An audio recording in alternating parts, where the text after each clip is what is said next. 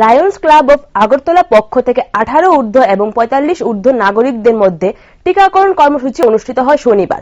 সংবাদ মাধ্যমের মুখোমুখি হয়ে লায়ন্স ক্লাবের সভাপতি সুমন ভট্টাচার্য জানান, গত 16 আগস্ট থেকে শুরু হওয়া তাদের এই টিকাকরণ কর্মসূচিতে ইতিমধ্যে অনেকে টিকা নিয়েছেন এবং যারা এই টিকা নিয়েছেন লায়ন্স ক্লাব অব আগরতলা পক্ষ থেকে তাদের প্রত্যেককে সার্টিফিকেট প্রদান করেছেন ক্লাবের কর্মকর্তারা। রাজ্য স্বাস্থ্য দপ্তর এবং লায়ন্স ক্লাব অব আগরতলার যৌথ উদ্যোগে সম্পন্ন হয়েছে এই টিকাকরণ কর্মসূচি। স্বাস্থ্য দপ্তর এবং লায়ন্স ক্লাব অফ আগরতলার যৌথ উদ্যোগে আজকে কোভিড-19 টিকাকরণ হচ্ছে। তো আমরা এখানে দুটো ভ্যাকসিনই দিচ্ছি আজকে, Covaxin as well as Covishield, first এবং সেকেন্ড ডোজ। আমরা গত 16 জুলাই এই ক্যাম্পটা করেছিলাম হেলথ ডিপার্টমেন্টের সহায়তায়।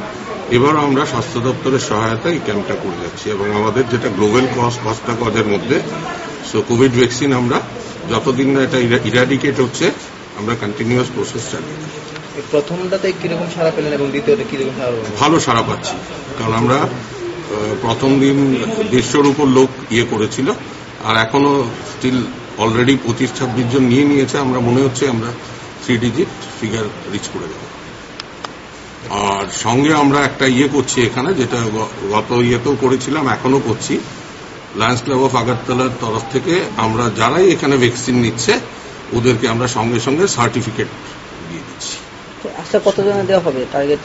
আজকে আমাদের 150-150-র মতো টার্গেট আছে, 150 থেকে 200।